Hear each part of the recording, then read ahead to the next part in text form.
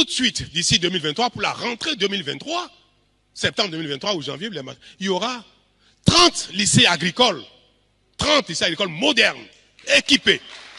Mais vous savez, M. Talon a une qualité. Hein. Bien que ça soit des contes vérités, il était à l'aise. Il parlait, si vous le regardez, vous allez le croire. Il était très à l'aise. Bien que ce soit des contes vérités. Ça, c'est une qualité qu'il faut lui reconnaître. Infrastructures scolaires et personnel enseignant. De l'enseignement primaire à l'enseignement supérieur, le régime du président Boni Yayi a marqué le système éducatif, tant au niveau du personnel, avec une amélioration considérable de la vie des enseignants par le paiement de nombreuses primes et l'augmentation considérable des salaires, ainsi que la construction et l'équipement de salles de classe, amphithéâtres et résidences universitaires.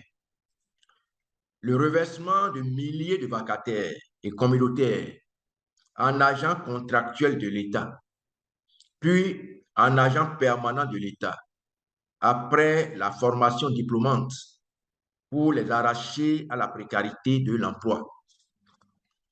Ce malheureux cycle de misère auquel le régime Yayi a mis fin a refait surface sous le régime du nouveau départ du président Patrice Talon, sous la dénomination réductrice d'aspirana, avec un salaire de misère.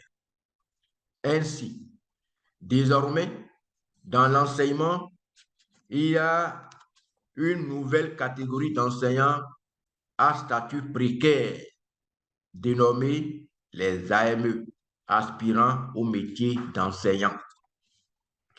Combien de salles de classe ont été construites après celle du régime Yayi en 8 ans du régime de la rupture?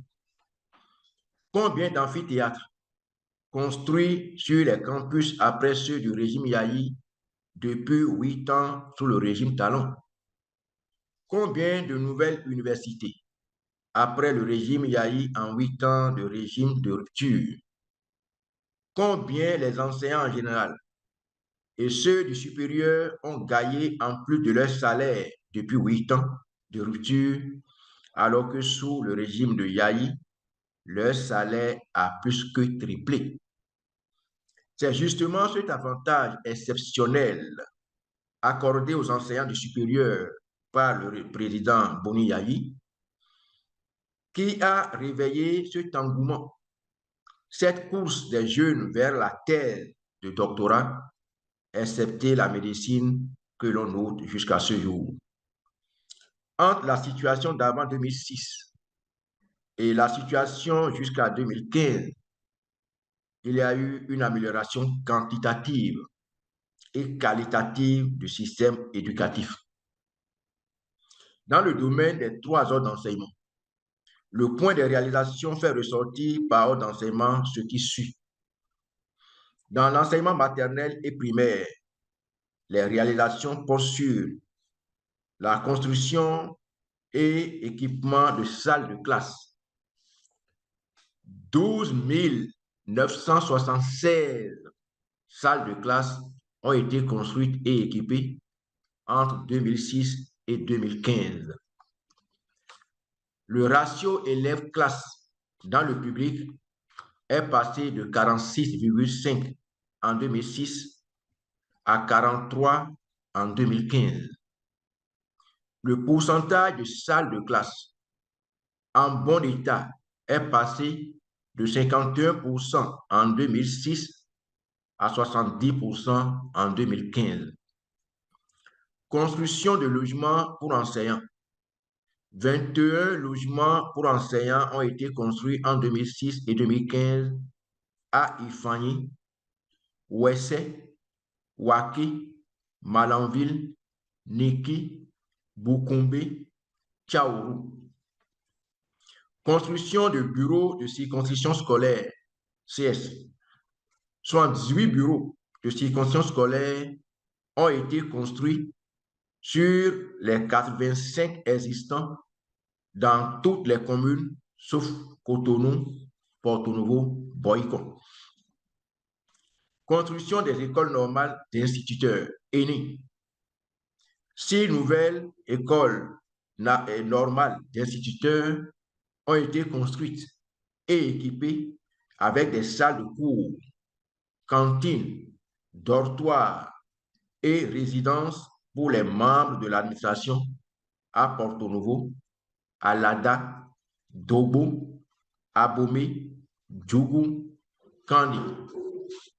Création de cantines scolaires, dont les cantines scolaires ne datent pas d'aujourd'hui. Ce n'est pas sous le président Talon qu'on a commencé les cantines.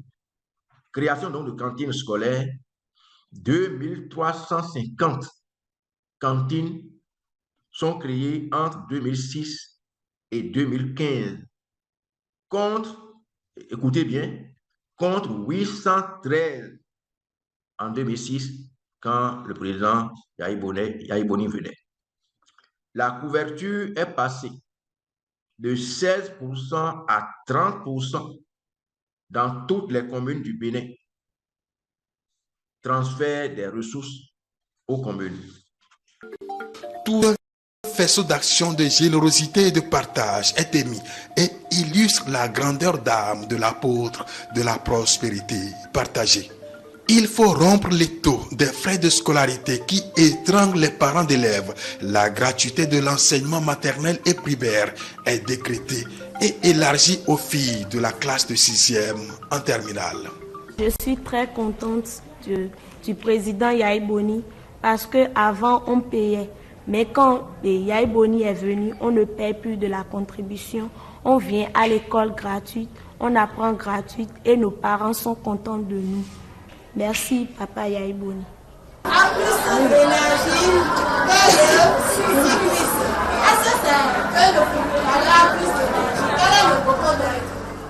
Cette gratuité que l'État a fait est une très bonne chose. Ça fait que les parents ont le courage aujourd'hui d'envoyer les filles à l'école. En 10 ans, le président Boni Yahi a fait beaucoup de travail. Il a trop fait pour l'État béninois. Si je suis autorisée à l'apprécier, moi je pouvais lui donner mention très bien. Le maintien des enfants à l'école est un autre défi qui, non relevé, annihilerait tous les efforts déjà faits. Le réformateur a mis en œuvre une politique d'assistance alimentaire aux enfants dans les zones déshéritées. Les cantines scolaires sont ouvertes partout, sur toute l'étendue du territoire national. Nous avions au départ 643 cantines scolaires en 2006. Aujourd'hui, nous sommes à 2350 cantines scolaires. Donc, vous voyez, il y a un effort important à faire pour arriver à couvrir toutes les écoles en zone rurale. Et pour couvrir ces écoles en zone rurale, il faut atteindre 51%. Et pour cela, le gouvernement du Dr Boni Yahi a décidé de doter notre ministère d'une politique nationale d'alimentation scolaire. Et cela permet de prendre en compte près de 500 000 enfants, représentant 30% de l'ensemble des élèves des écoles primaires publiques du Bénin. Donc nous atteignons 30% de ces élèves-là. Et ces efforts ont été faits grâce aux mesures d'accompagnement de la gratuité des enseignements maternels et primaires. Du coup, les écoles s'emplissent et débordent. L'encadrement devient aléatoire. Le réformateur recourt à sa boîte à remèdes et lance le programme de construction de salles de classe. Effort reconnu par les partenaires au développement. Ils se sont associés à cette œuvre de développement par leur accompagnement financier. Des dizaines de milliers de salles de classe sont construites et offrent aux jeunes apprenants d'étudier dans des conditions normales. Il y a eu la gratuité des enseignements maternels et primaires qui a fait que beaucoup d'enfants sont arrivés, n'est-ce pas, à l'école primaire. Le taux d'accroissement est de 56%. Entre 2006 et 2015, le taux d'accroissement des effectifs des élèves. Et pour faire face à cela, il fallait construire, n'est-ce pas, des salles de classe. 12 976 salles de classe ont été construites entre 2006 et 2015 pour une moyenne de 1688 par an. Et ces salles de classe-là ont été équipées, n'est-ce pas, en tables et bancs. Ce qui fait que nous avons atteint 70% de salles de classe en bon état. alors qu'en 2006, nous étions à 51%. Donc, vous voyez, malgré que l'effectif a augmenté, les conditions d'apprentissage se sont améliorées. Alors que si les conditions d'apprentissage restaient les mêmes, il y aurait déjà eu un effort de prise en charge des nouveaux enfants qui sont arrivés. Mais l'effort a été plus important. C'est vrai qu'il y a 30%, n'est-ce pas, à rattraper. L'effort est important. Si on continue, n'est-ce pas, de faire environ 1600 salles de classe par an, je crois qu'à l'horizon 2020, nous allons finir avec, n'est-ce pas, les déficits en salles de classe. Les effets induits de cette mesure ont porté le Bénin sous le projecteur de la communauté internationale qui a décerné une mention honorable au Bénin à la 70e Assemblée générale des Nations unies consacrée au bilan des OMD, objectifs du millénaire pour le développement dans le domaine de l'éducation. Prise en charge des droits d'écolage suite à la gratuité. Introduction des langues nationales dans le système éducatif formel. Formation initiale des enseignants. Formation continue des enseignants. Distribution de kits scolaires aux élèves de zones défavorisées. Mise en place des intrants pédagogiques au profit des élèves. Depuis 2006, les élèves des écoles maternelles et primaires publiques et privées reçoivent gratuitement des manuels de français et de mathématiques chaque année dans toutes les communes. Amélioration des conditions de vie des enseignants de la maternelle et du primaire. Différents avantages ont été accordés aux enseignants de la maternelle et du primaire depuis 2006. Primes, indemnités, visites médicales gratuites dans toutes les communes. Cette action ne prend pas en compte les salaires et accessoires accordés aux enseignants.